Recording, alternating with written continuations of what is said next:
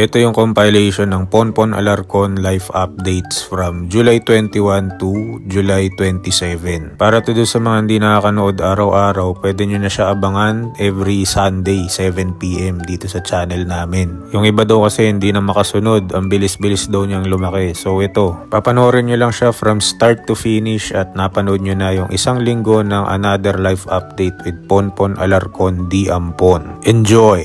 Another life update with Ponpon Alarcon D. Ampon. Ever since nung huling video, napansin ko na lagi na siyang nakaupo dito. At kahit nailipat ko siya dito sa kanyang bahay, makakahanap pa rin siya ng paraan para bumalik dito sa pwesto na inangkin niya. So bilang isang mabait na fur parent, tayo na yung magpaparaya, ibibigay na lang natin to sa kanya. So para meron tayong resibo, magpapakita ako ng mga oras na timestamp para alam niyo kung gaano katagal na siyang nandun sa upuan. So 10:58 ng gabi, nandun siya sa kanyang ninakaw na pwesto. 11:37 PM, nandun pa rin siya. Nakatulog na ata. Check nga natin kung tulog nga talaga. Ang gising. Mukhang nagmumuni-muni lang. 12:12 ng madaling araw. Ayan na, natulog na siya sa aking backjoy. 1:05 AM siya ay nagising. Pero nandun pa rin siya. 2:25 AM nawala. Baka nag-lunch break. And finally, naantok na ako. 3:08 AM. Mula dito sa office chair, niisip niya kung kukunin na rin niya yung bago kong upuan. Matigas na yan, hindi na yan komportable. Kaya nung kinaumagahan, 7:56 AM. At nahuli ko na nandun pa rin siya sa aking pangit na office chair. Napagpasyahan ko na bigyan na lang siya ng sarili niyang espasyo dito sa aking maliit na bahay. At nagsimula na rin siyang mag-renovate. Ayan, binabakbak na niya yung mga kahoy. Kaya abangan natin kung ano yung mga bago niyang upgrade dito sa bago niyang space. Another life update with Ponpon Alarcon D. Ampon. Sobrang lakas ng ulan dito sa amin. Ilang araw na ganito pa rin. Pero itong si Ponpon Alarcon ay sitting pretty pa rin sa kanyang office chair. Tingin ko ito din yung una niyang experience ng rainy season Kasi nung napulot ko siya sa kalsada, mga March ata nun, summer. Kaya naisip ko na baka magandang ipakita sa kanya yung ulan for the very first time. Takot ata siya. Akala niya ilalabas ko siya Dito lang, silip-silip lang sa bintana. Ayaw ata niya yung tunog ng ulan sa yero. Naiingayan siya tapos nasisense niya na malamig yung tubig. Pero nung nalaman niyang safe naman, tumambay na siya mag-isa dun sa may bintana para manood. Titig na titig siya. Siguro na curious siya kung ano yung feeling na nasa labas ng gantong season. Siguro napamuni-muni siya tapos naisip niya, paano hindi ako kinuha nitong taong to? Siguro ginaw na ginaw ako dyan sa labas. At hirap na hirap pa rin ako humanap ng pagkain. At dahil naisip niya yun, meron na akong leverage laban sa kanya. Sabi ko sa kanya, sa tuwing mangangagat siya ng kamay, ibabalik ko siya sa kalsada. Maginaw doon. Hello! At mukhang natauhan na siya. Kasi ever since nun, nagpapahimas na siya at hindi na nananakit. At sa tuwing magna-number 2 siya ay tinatabunan na niya to ng maayos. Ganun yung sikreto para maging mabait yung mga posa ninyo.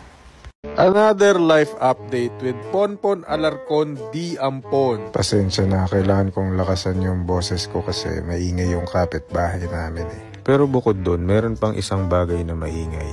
At yun ay ang pag-purr nito ni Ponpon Alarcon D. Ampon.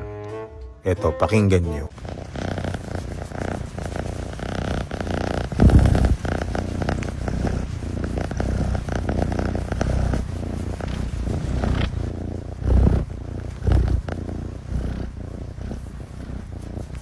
Narinig nyo? Ang ingay, no? Another life update with Ponpon Alarcon D. Ampon.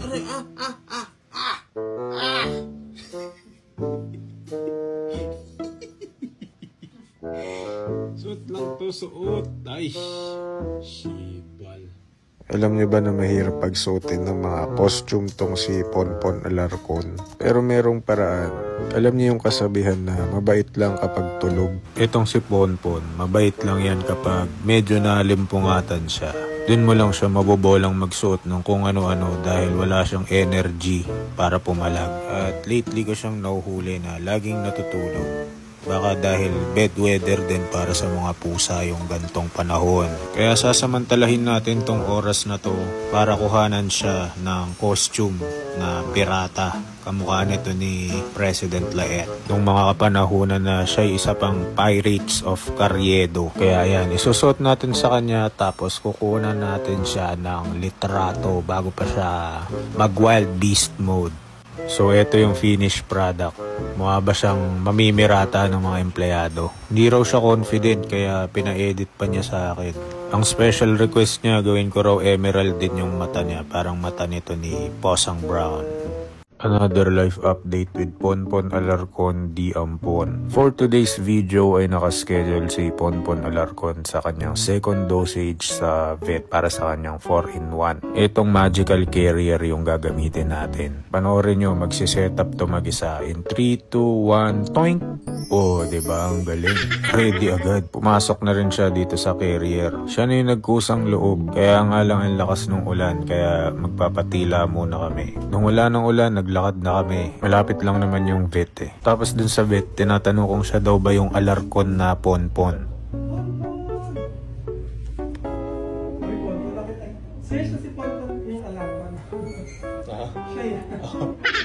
Pagtapos nun, tinimbang na namin siya. Ang bigat niya ay nasa 1.8 kilos. Tapos pinatrim ko na rin yung mga kuko niya kasi sobrang talas na. Dito kasi sa bahay, matapang yan eh. Kaya hindi namin magupitan. Pero dito sa vet, wala siyang palag. Pagtapos nun, ayan, nabakunahan na siya. Ang susunod naming balik ay sa August na. At natrim na rin namin yung kanyang mga kuko. Kaya hindi na makakapanakit yan. Pag kasi nangangagat siya, masakit yung kuko dahil sobrang tulis. Pero pag yung ngipin naman niya, hindi naman masakit. Hindi naman niya dinidiinan.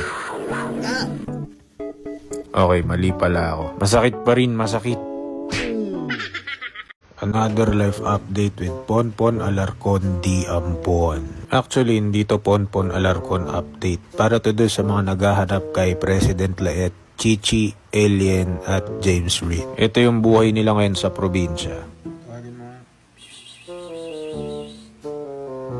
Ayan, si Madam Chichi, 8 years old, buhay na buhay pa at malakas pa. Ito si James Reid.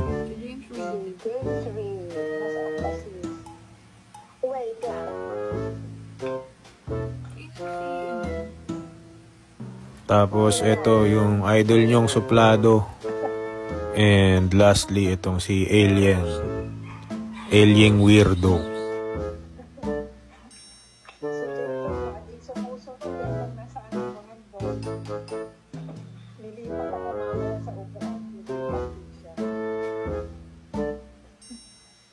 O yan, para doon sa mga nagtatanong kung nasa na sila, nandun sila sa Bataan. Hindi pa ako nakakauwi doon kaya hindi ko sila makunan. Kaya for the meantime, pagtyagaan nyo muna tong si Ponpon Alarcon D. Ampon. Another life update with Ponpon Alarcon D. Ampon. Nakahanap ako ng paraan para pagurin tong si Ponpon Alarcon kapag marami siyang energying makagat ng kamay. Maglalaro kami ng fetch. Tatapon ko lang to dito sa may bandang malayo at isusoli niya sa akin yan. Para doon sa mga hindi nakakaalam, marunong kasi maglaro ng fetch tong si Ponpon na parang aso. At ang reward niya ay yung paborito niyang kagatin, yung kamay ko. Ito yung pangalawang round, binato ko ulit sa malayo at ibabalik na naman niya sa akin yan. Doon pa lang mauubos na yung enerhiya niya dahil pabalik-balik siya. So ulitin lang natin to hanggang sa magsawa siya. Ito yung pangatlong beses, ibang laruan naman. Yung mas malaki. Para mahirapan siyang dalhin dito. Para mas mabilis siyang mapagod. Tapos papatikimin ulit natin siya ng favorite niyang reward, which is yung kamay ko. Ito pa, ulitin ulit natin. Pangilan na ba to? Pang-apat. Bato natin dito sa may pinto. Hahabulin niya yan. Ibabalik niya. Tapos ilalapag niya dyan sa sahig. Tapos kagat ulit sa kamay. Actually yung kagat sa kamay unnecessary na nga ata yun. At makalipas ang mga siguro 5 rounds. Wala na, lupay-pay na yan. Pagod na siya. Magpapahinga na yan dito sa kanyang kutsyon. Ayan o, hindi na nga siya makahiga ng maayos eh. Medyo lampas na siya kaya tulungan natin. Lagay natin siya sa gitna. Ayan. So yun yung gagawin kapag meron kayong makulit na posa. Laruin nyo lang hanggang makatulog.